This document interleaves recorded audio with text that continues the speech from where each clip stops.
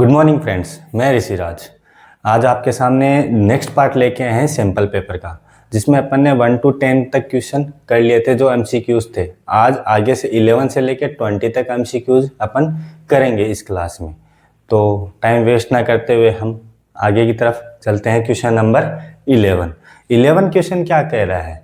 If the area of the base of the right circular cone is 51 centimetre. अब आपको ये पता होना चाहिए कि जो अपने पास में कोण होता है, अब कोण की इसमें शेप दे नहीं रखी, तो कोण जो होता है अपने पास में वो होता है किस टाइप का है।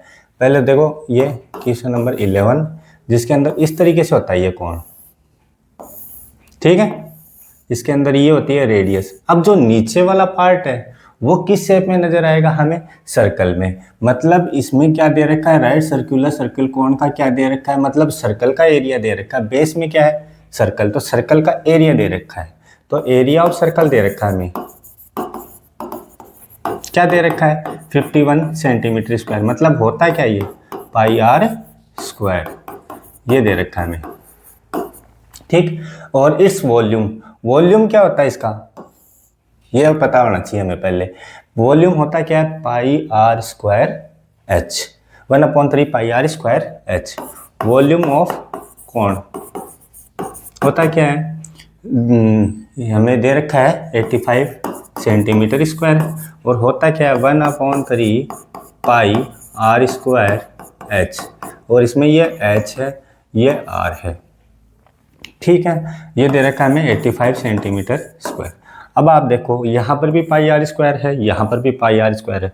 मतलब पाई आर स्क्वायर की जगह में क्या लिख सकता हूँ? 51 लिख सकता हूँ। तो यहाँ लिख देते हैं अपन 1/3 पाई आर स्क्वायर की जगह लिखा मैंने 51 मल्टीप्लाई एच कितना है? एच हमें फाइंड करना है, ये है 85, यही है। ये इससे कट गया कितनी बार? 17 टाइम। 17 3 51 होता है, तो एच इक्वल्स टू कितना आया? 85/17। अब 17 की टेबल में 85 आता है कितनी बार? 5 टाइम में। जो भी हमें दे रखा था सेंटीमीटर में दे रखा है, तो हमें आंसर भी कितना आएगा? सेंटीमीटर में। तो आंसर कितना आया? 5 सेंटीमीटर। यहाँ तक मुझे नहीं लगता कि कोई प्रॉब्लम है, एकदम इजी सा क्वेश्चन था। इसमें क्या था? हमें बेस का एरिया दे रखा था, तो बेस में एरिया क्या होता है? पाई आर स्क्वायर है। क्यों? क्योंकि ये सर्कल है। वॉल्यूम ऑफ कोण क्या होता है? 1/3 पाई आर स्क्वायर एच, तो 85 हो गया। अब पाई आर स्क्वायर की जगह पर ने क्या रखा? 51, तो 51 रखा, तो यहाँ पर एच मिल जाएगा हमें इजी वे में, ठीक। अब इसका 12th नंबर का क्वेश्चन देखो। 12th नंबर का क्वेश्चन क्या कह रहा है? If the zero of a quadratic equation, है ना, quadratic polynomial ax square plus B X plus C equals to में जीरो है। ये ax square plus B X plus C equals to में जीरो है, आर इक्वल। अब मुझे ये बताओ ये कौन से केस में होगा जब अपने पास में डिस्टिंक्ट 3 होते हैं अपने पास में केस। एक तो होता है डिस्टिंक्ट होता है जो जीरो से छोटा होता है, और एक डिस्टिंक्ट होता है जीरो के बराबर में, और एक डिस्टिंक्ट होता है जीरो के। अब डिस्टिंक्ट होता क्या है? बी स्क्वायर माइनस 4ac, ये होता है। इस केस में तो क्या आएगा? जो अपने पास में रूट्स होंगे वो क्या आएंगे? इमेजिनरी। और डिस्टिंक्ट मतलब अलग अलग। डिस्क्रिमिनेंट होता है ये, डिस्टिंक्ट अलग होता है। डिस्टिंक्ट यानी अलग अलग, है ना, ये अलग अलग आएगा, और ये इक्वल में आ रहा है। तो जो भी अपने पास में रूट्स या जीरोज आएंगे ना, यहाँ पे जीरोज है, तो जीरोज जो भी आएंगे ना अपने पास में वो क्या होंगे? इक्वल होंगे। और इसमें क्या होंगे? जीरोस तो आएंगे वो रियल भी होंगे, लेकिन क्या होंगे? अलग अलग होंगे। तो हमें क्या करना है? डी होता क्या है? बी स्क्वायर माइनस 4ac, ये हमें जीरो के बराबर मिलना चाहिए। अब आप देखो खुद ही, ये चला जाएगा उधर तो गया प्लस में।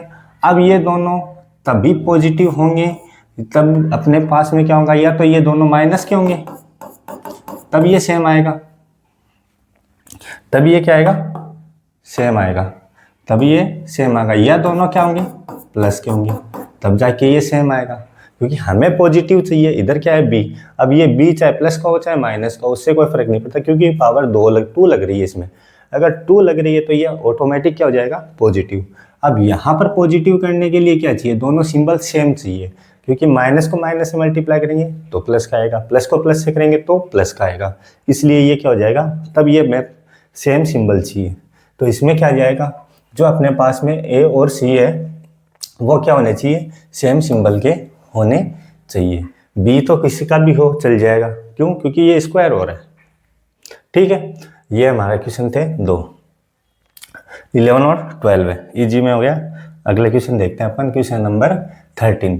13 में क्या है, 13 क्वेश्चन में दे रखा है हमें कि एक area of A sector, the area of A sector of a circular circle of a radius 21 centimetre cut off by the an arc length. Arc की लेंथ दे रखी है। अब आपको पता होना चाहिए कि आर्क क्या होती है ना। जैसे मैं बता देता हूँ, इसके अंदर छोटा सा एक स्ट्रक्चर बना के देखो, यहाँ बना लेते हैं। ये लो, बनाया सर्कल, क्वेश्चन नंबर 13। अब देखो, अब इसके अंदर हमें रेडियस दे रखी है। रेडियस कितनी है, 21 सेंटीमीटर है। तो हम रेडियस भी बना लेते हैं। ये है,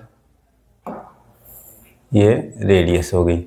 यहाँ पर भी ये क्या हो गई, रेडियस हो गई। ठीक है, ये है 21 सेंटीमीटर और ये भी कितनी है, 21 सेंटीमीटर।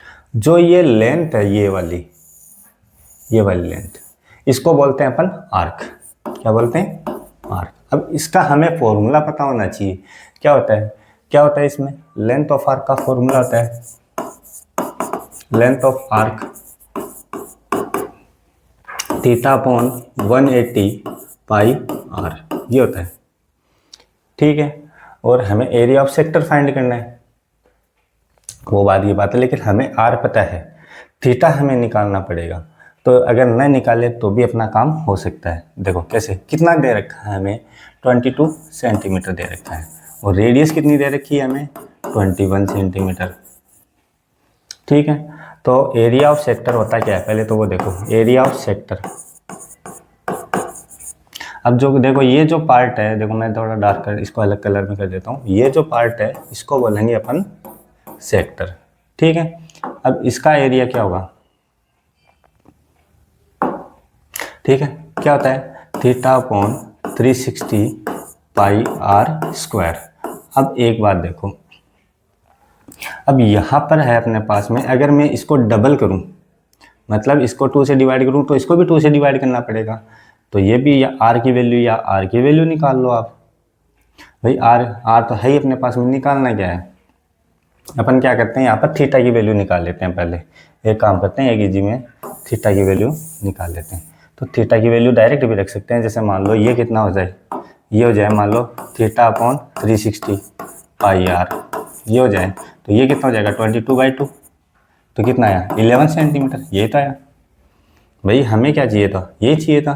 पूछा क्या है हमें, लेंथ ऑफ आर्क, नहीं सॉरी, एरिया ऑफ सेक्टर। न निकाल के भी काम कर सकते हैं अपन, theta upon 360 pi R square. अब देखो, थीटा अपॉन 360 इसको ऐसे भी तो लिख सकता हूँ, theta upon 360 pi R multiply R. अब इसकी वैल्यू दे रखी है, देखो ये रही 11, आर कितना है अपने पास में 21, दोनों को मल्टीप्लाई करना है, कितना आएगा 231 सेंटीमीटर स्क्वायर, 231 सेंटीमीटर स्क्वायर, ये आंसर है। अगर हम इसकी थीटा की वैल्यू निकालना चाहें तो कैसे करेंगे, थीटा की वैल्यू निकालना चाहें तो अपन क्या करते हैं, जैसे मान लो यहीं पे मैं बता देता हूँ थोड़ा सा, थीटा अपॉन, तो यहाँ पर पाई की वैल्यू 22/7 उधर जाएगी, तो रेडियस भी अपने पास में 21 है, तो 22 तो अपनी जगह, 22 अपॉन इंटू 7 आ जाएगा और 21 आ जाएगा नीचे, थीटा अपनी जगह और 180 इधर आ जाएगा, तो मल्टीप्लाई में यही होगा। कट रहा है उसको काट दो, ये गया 3 टाइम, 3 से ये गया कितनी बार 60 टाइम, तो भी यही आंसर आना है। ठीक है, तो भी यही आंसर आना है, थीटा की वैल्यू पुट करके देखेंगे तो भी यही आंसर आएगा। ठीक है, ये तो था थीटा की वैल्यू फाइंड करके, और विदाउट फाइंड करके अपन इसे डायरेक्ट अपन अप्लाई कर सकते हैं। ये अपना कौन सा क्वेश्चन था, 13 नंबर क्वेश्चन। आई होप कि ये समझ में आ गया होगा। कि अब देखते हैं अपन क्वेश्चन नंबर 14। 14 में क्या है, पहले मैं इसको थोड़ा सा इरेज कर देता हूँ, इसको मैं थोड़ा सा हटा देता हूँ।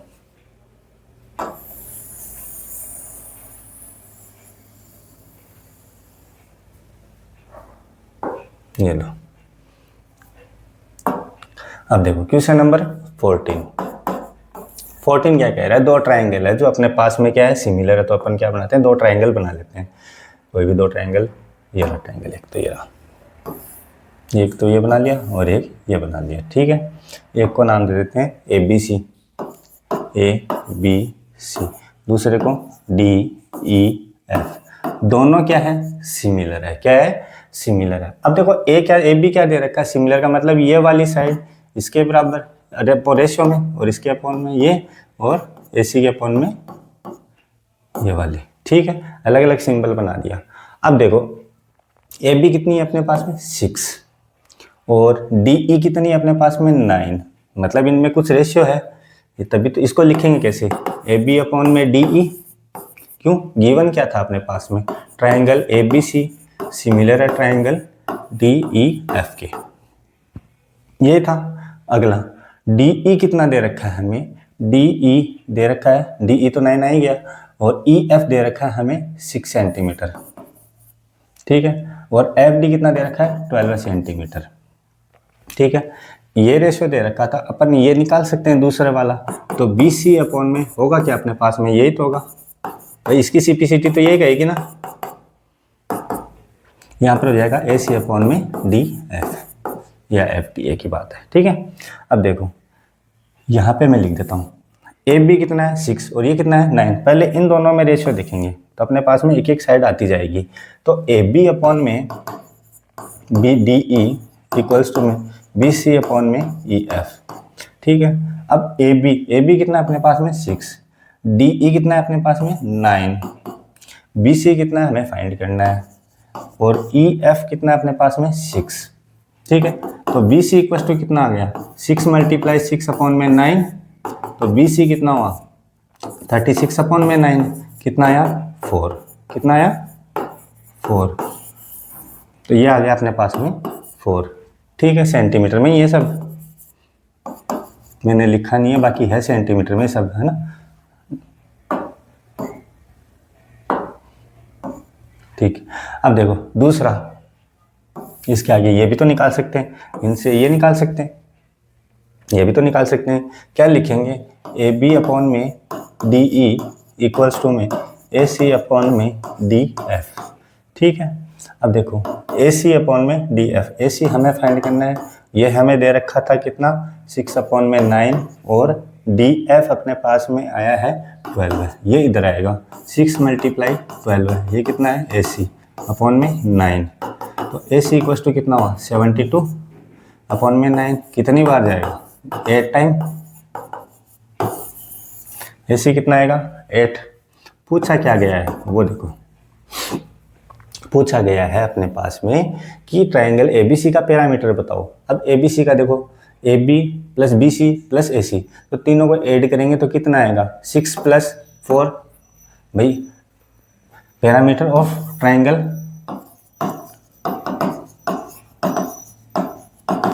ए बी सी क्या हो जाएगा, A B plus B C plus A C, यही होगा। तीनों को ऐड करेंगे तो कितना आ जाएगा 6 प्लस 4 प्लस 8, तो कितना आया 18 सेंटीमीटर, कितना आया 18 सेंटीमीटर। दूसरा एक तरीका और है, एकदम सिंपल वे में अपन, ये तो है ही एक तरीका, इसके अलावा क्या कर सकते हैं अपन। अब जैसे मान लो अपने पास में ये था और ये आ गया, अब ये पता होना चाहिए कि जो साइड का रेशियो चलेगा वही पैरामीटर का रेशियो चलेगा। तो साइड का रेशियो कितना चल रहा है, देखो 6 अपॉन 9, 6 अपॉन 9 कितना होता है 2 अपॉन 3, यही होता है। मतलब इसका अगर 3 होगा तो इसका क्या होगा 2 होगा। तो इसकी हमारे पास में पूरी की पूरी साइड है, तो इनको ऐड करो पहले, इनको ऐड करने पर कितना आता है, 15 और 12 है 27, आई थिंक 27 ही आएगा। और 27 है किसके बराबर, 3 के बराबर है। फाइंड क्या करना था हमें 2 के बराबर, तो 2 कितना होता है ये 9 टाइम, तो कितना आ गया 18। ये भी आंसर हो सकता है, एकदम इजी वे में ये हो सकता है, और बाकी बेसिक मेथड आपके सामने है ही। क्यों, क्योंकि इसमें क्या होता है कि जो अपने पास में जो साइड का रेशियो होता है वही क्या होता है पैरामीटर का रेशियो, ठीक है। अगर ये चीज़ हमें एरिया में पूछ ली जाए तो जो साइड का रेशियो होता है उसका स्क्वायर किस में चलेगा, एरिया के रेशियो में, उसके एरिया के रेशियो में ये होता है। तो आई होप कि ये इजी वे में समझ में आ गया होगा। नेक्स्ट क्वेश्चन देखते हैं अपन, क्वेश्चन नंबर 15 और 16। 15 देखो, 15 क्वेश्चन क्या कह रहे हैं। 15 क्वेश्चन है छोटा सा, कहेगा क्या, देखो इसमें ये है कि if the probability of a letter chosen the randomly letters of the following mathematics to be vowels is, जो हमें प्रोबेबिलिटी दे रखी है, पहले तो इसमें वोवल्स की फाइंड करनी है एक तरीके से। अब देखो स्पेलिंग देखो, MATHEMATICS। अब इसमें वोवल्स ढूंढने हैं अपन को। वोवल्स होते क्या हैं, क्या ढूंढने हैं, वोवल्स। वोवल्स है कौन कौन से, पहले तो ये देखो होते क्या क्या है, AEIOU। इनमें से जो भी लेटर हैं वो ढूंढेंगे अपन। जैसे इसमें A है, TH नहीं है, E है, आगे A है, फिर I है, इसके अलावा नहीं है। मतलब है कितने अपने पास में वोवल्स, I कितने, 4। PE निकालने अपन किसकी, प्रोबेबिलिटी वोवल्स की, है ना, टोटल आउटकम अपॉन में नहीं, पॉसिबल आउटकम अपॉन में टोटल आउटकम, ये होता है इसका फॉर्मूला।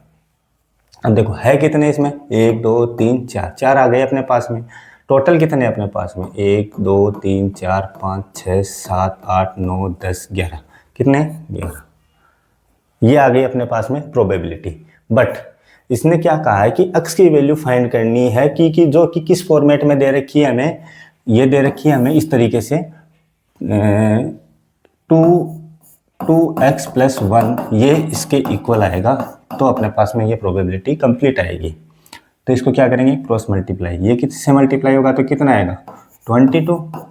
ये इनसे मल्टीप्लाई होगा तो 8x + 4, ये इधर मल्टीप्लाई और ये इधर मल्टीप्लाई, क्रॉस मल्टीप्लाई कर दिया। ये इधर आएगा 22 - 4, ये हो गया 8x।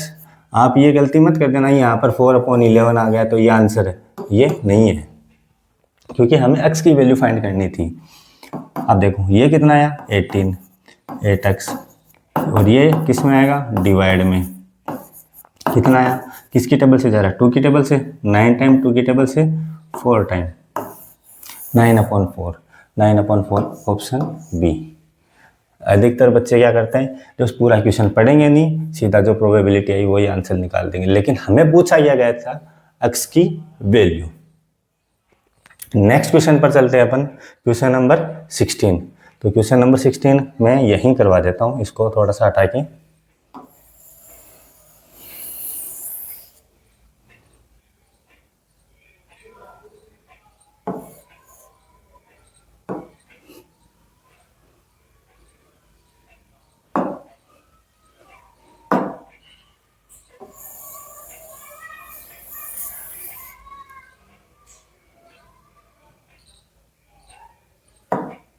ये लो, ये भी हट जाता है, इसको भी हटा देते हैं, ये लो, ठीक है।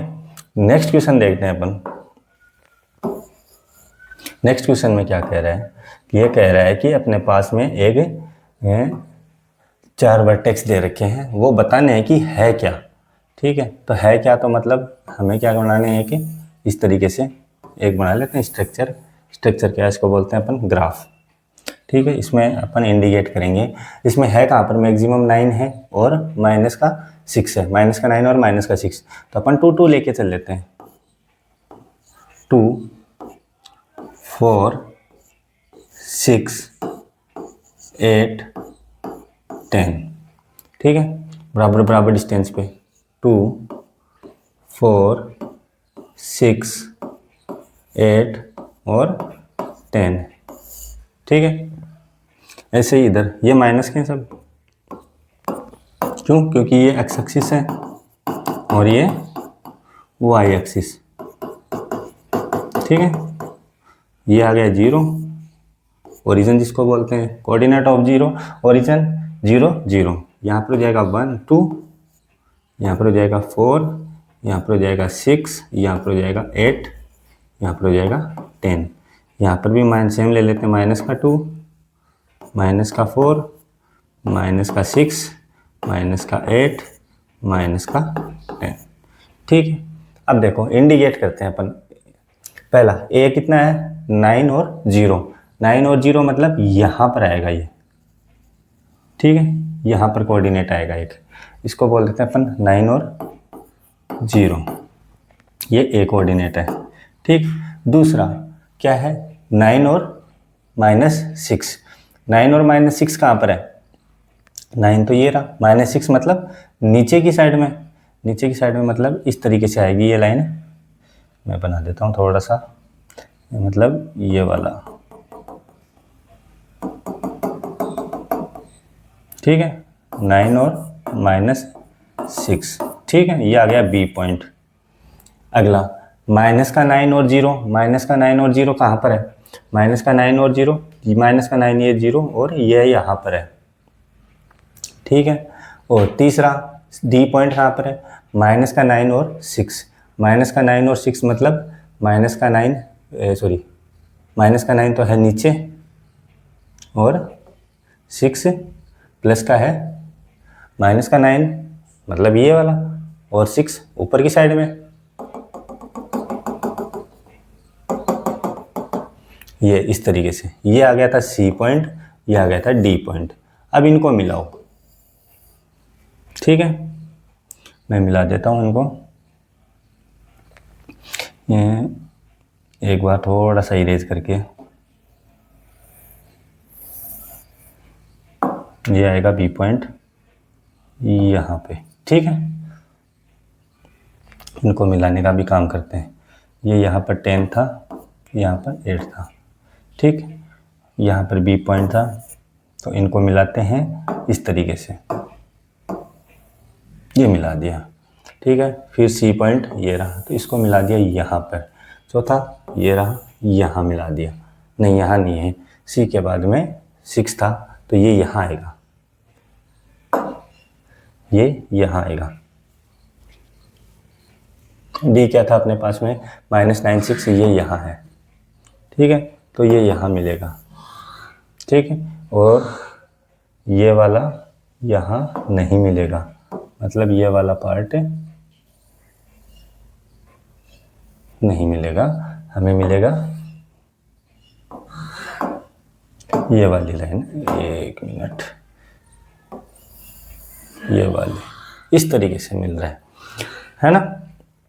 तो देखो यहाँ पर 2 था, यहाँ माइनस का 4 था, यहाँ -6 था, प्लस का ही था, यहाँ पर था डी पॉइंट, ठीक, ये वाला डी पॉइंट नहीं है। अब देखो इनको, अब आप खुद बता सकते हो ये क्या नज़र आ रहा है, देख के आप आराम इजी में मैं बता सकते हो। अगर ये थोड़ा सा सीधा होता तो ये क्या नज़र आता, देखो आमने सामने की साइड, इधर देखो यहाँ पर भी 6 जा रही है, यहाँ पर भी 6 जा रही है, यहाँ से यहाँ तक भी सेम नज़र आ रही है हमें, ठीक है। मतलब ये आमने सामने की साइड तो बराबर है, मतलब स्क्वायर और ट्रेपेजियम तो नहीं हो सकता। अब रेक्टेंगल की बात है तो इनके डायगोनल की डिस्टेंस निकाल लेंगे तो अपने पास में क्या आ जाएगी, एकदम इजी वे में। बाकी ये डायग्राम देखने से पता चल रहा है कि ये है क्या अपने पास में, पैरेललोग्राम। डायगोनल की डिस्टेंस निकाल लेंगे तो अपने पास में क्या भी आ जाएगी। अब देखो इसकी तो डिस्टेंस आप सीधा सीधा निकाल सकते हो, 1 3 5 7 9 11 13 फिर 15 17 और 1 18, मतलब ये वाली तो डिस्टेंस आ गई आपके पास में, ऐसी तो आ गई 18 यूनिट। ये आप निकाल सकते हो। ए कौन सा हो जाएगा, √x2 - x1 का whole square plus y2 - y1 का होल स्क्वायर। इस तरीके से ये दोनों डायगोनल अगर इक्वल आ जाते हैं तो क्या हो जाता है, ये स्क्वायर रेक्टेंगल हो जाता। अगर इक्वल नहीं आ रहा है तो ये क्या हो जाएगा, पैरेललोग्राम। तो अपन इजी वे में सीधा सा सिंपल सा इसको सॉल्व कर देंगे क्योंकि 1 नंबर का क्वेश्चन नहीं है, ठीक है। अगले क्वेश्चन में देखो मीडियन दे रखा है, median of A set. Median का मतलब जो अपने पास में जो आता है अपने पास में, मीन मोड मीडियन, मीडियन है। अब देखो इंक्रीज कर रहे हैं ऑब्जर्व, यानी कि 9 ऑब्जर्वेशन है, मतलब इस तरीके से है। एक देखता हूँ मैं बनाता हूँ एक a +1 a +2, वरना इसको छोड़ो, अपन देखते हैं एकदम दूसरा। जैसे मान लो मैंने काउंटिंग लिखी 1 2 3 4 5 6 7 8 9, ठीक है, कितने हो गए, 9 हो गए। इसका मीडियन कितना आ रहा है, 5। मीडियन का मतलब बीच में जो आ रहा है, मतलब इधर से भी 4 छोड़ दिए और इधर से भी 4 छोड़ दिए। अब आगे क्या कह रहा है, अगर सभी को 2 2 से इंक्रीज कर देते हैं तो 2 2 से इंक्रीज करके देख लो, ये कितना आएगा 3, ये कितना आएगा 2 से इंक्रीज करने पर 4 5 6 7 8 9 10 11, यही हुआ। अब ये कितना इंक्रीज हुआ, ये भी तो 2 इंक्रीज हुआ, तो इसका आंसर क्या हो जाएगा, इज इंक्रीज बाई 2। अगर ये डिक्रीज करता तो 2 से डिक्रीज हो जाता, मल्टीप्लाई करता तो 2 से मल्टीप्लाई हो जाता, और ये डिवाइड करता तो 2 से डिवाइड कर देता। तो मीडियन में यही चलता है कि अपने पास में, जैसे ये कह रहा है कि सभी को करना है एक साथ में, तो सभी को करने पर केवल जितना वो जो प्रोसेस करेगा वो वही होगा। जैसे इसने क्या किया, 2 को ऐड की, इंक्रीज किया, तो ये भी क्या हो गया इंक्रीज। अगर ये कहता है कि मैं डिक्रीज करता तो इसका आंसर क्या हो जाता 2 से डिक्रीज। ये कहता है कि मैं मल्टीप्लाई करूँगा तो मल्टीप्लाई हो जाता 2 से, डिवाइड करूँगा तो डिवाइड हो जाता, ये होता है। तो ये तो छोटा सा क्वेश्चन था, तो मैं इसको हटा देता हूँ। इसका आंसर क्या हो जाएगा, ये वाला हटा देते हैं, ठीक है। क्वेश्चन नंबर 18 क्या कह रहा है, the length of the tangent of drawn to a circle of a radius 9 centimetre. अब देखो एक सर्कल बनाते हैं, ये रहा, ये सर्कल बनाया, ठीक है। इसके अंदर एक टेंजेंट है इस तरीके से, सही नहीं बनी, चलो ये बना देते हैं टेंजेंट, ये बना दे टेंजेंट, ठीक है। और ये हो गई रेडियस, ये हो गई इसको मिलाने वाली लाइन, सेंटर से डिस्टेंस, ठीक। अब देखो इसको ओ दे दिया नाम, इसको दे दिया ए, इसको दे दिया बी। अब देखो ये टेंजेंट रेडियस के साथ में हमेशा 90 डिग्री का एंगल बनाती है, मतलब radius always perpendicular to the tangent, ठीक है। अब देखो ये क्या कह रहा है, रेडियस अपने पास में 9 सेंटीमीटर ही है, लो 9 centimetre, from A point at the distance of the 41 centimetre, मतलब ये 41 सेंटीमीटर है, ये सेंटर से ये डिस्टेंस कितनी है 41 सेंटीमीटर, ठीक है। लेंथ फाइंड करनी है हमें, है ना, लेंथ हमें फाइंड करनी है, मतलब ये वाली लेंथ। तो इसके सामने ये हाइपोटेनियस, अब इनमें तो कोई भी परपेंडिकुलर बेस हो सकता है, तो अपन क्या लिखेंगे भाई, थ्योरम कौन सी लगी, पाइथागोरस थ्योरम। तो ओ बी का स्क्वायर इक्वल टू क्या हो जाएगा, ओ ए का स्क्वायर प्लस ए बी का स्क्वायर, ठीक है। अब देखो यहाँ पर क्या हो जाएगा, ओ ए है, ओ बी है क्या अपने पास में 41, ओ ए कितना है 9, और ए बी हमें निकालना है, ठीक है। ये कितना हुआ 881, और ये कितना हो जाएगा 81, प्लस ये कितना हो जाएगा ए बी का स्क्वायर, ये इधर आएगा 881। एक मिनट, आई थिंक मैंने गलत कर दिया,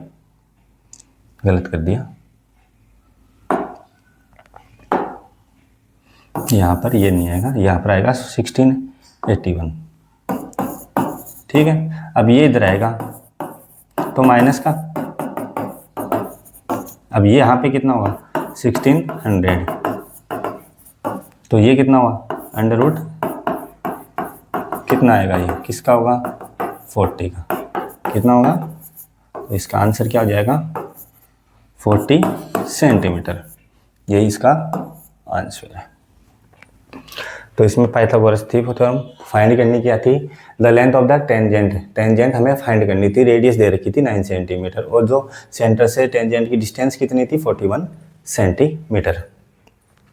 ये हो गया अपना कौन सा 18 नंबर क्वेश्चन। अब नेक्स्ट क्वेश्चन देखते हैं अपन, क्वेश्चन नंबर 19, जो कि हमारे पास में डिस्कशन के थ्रू होगा, ठीक है। अब देखो, the number of the 5 to power n can not be with the end of zeros. अब देखो हमें कुछ बातों का ये भी पता होना चाहिए, जैसे मान लो यहाँ पे लिखा हुआ है इस तरीके से, जैसे मान लो जैसे मैं ये लिखूँ 5 की पावर 1 कितनी होती है 5, 5 की पावर 2 कितनी होती है 5 की पावर 2 25, 5 की पावर 3 125, 5 की पावर 4 कितनी आएगी 625, मतलब लास्ट में कितना आएगा इसके हमेशा 5 आएगा। और इसने क्या कहा है कि है ना 5 की पावर n, मतलब कोई भी पावर लगाओ, can not B and the zeros, मतलब पहले वाला अगर कोई भी पावर लगाएंगे उसका जीरो के साथ में एंड नहीं होगा, मतलब ये बात तो सही है, है ना। अब इसका रीजन सुनो, a number of and numbers ends with zero, number का एंड होगा zero if the prime factor contain both, यानी कि प्राइम फैक्टर कंटेन करेगा कि अपने पास में क्या हो कि 2 और 5 की टर्म हो। ये भी बात सही है, लेकिन एक बात बताओ, इसके अलावा भी तो हो सकते हैं भाई। प्राइम फैक्टर में अपने इसका प्राइम फैक्टर हो ही नहीं रहा है, इसका प्राइम फैक्टर तो ओनली 5 है, 2 और 5 दोनों थोड़े ना। तो ये क्या हो जाएगा, रॉन्ग। तो इसका आंसर क्या हो जाएगा, ये पहले वाला तो राइट है, मतलब रीजन इज फॉल्स, मतलब पहले वाला का तो सी ऑप्शन हो जाएगा 19 में। अब क्वेश्चन नंबर देखो, क्वेश्चन नंबर कौन सा, 20 वाला। 20 में क्या दे रखा है, cos A plus cos square, देखो क्या लिखा हुआ है, cos A plus cos square A equals to 1, है ना। अब आपको देखो, अगर मैं स्क्वायर को उधर भेजूं, कौन सी स्क्वायर वाली टर्म को, तो ये हो जाएगा। अब आप जानते हो कि 1 माइनस कोस स्क्वायर क्या होता है, साइन स्क्वायर होता है, ठीक है। मैं दोनों साइड में अगर स्क्वायर लूँ, टेक स्क्वायर बोथ साइड, अगर दोनों साइड में मैं लूँ स्क्वायर, तो ये क्या हो जाएगा, कोस स्क्वायर, और ये क्या हो जाएगा, साइन की पावर 4a, ठीक है। अब दूसरी टर्म, इसका तो काम अपना कंप्लीट है। अब इसको देखो, इसमें क्या लिखा हुआ है, साइन स्क्वायर ए प्लस कोस, सॉरी साइन की पावर 4a इक्वल्स टू में 1। अब आपको पता है कि साइन स्क्वायर, साइन की पावर 4 किसके बराबर है, कोस स्क्वायर के बराबर है, तो मैं इसकी जगह ये लिख सकता हूँ।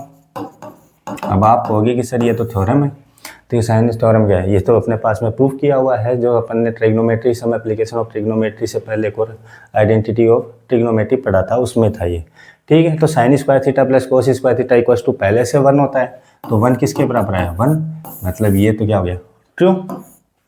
और ये अपन ने ये वाला देख लो, साइन स्क्वायर प्लस, ये भी ट्रू है, मतलब इसका रीजन भी सही है।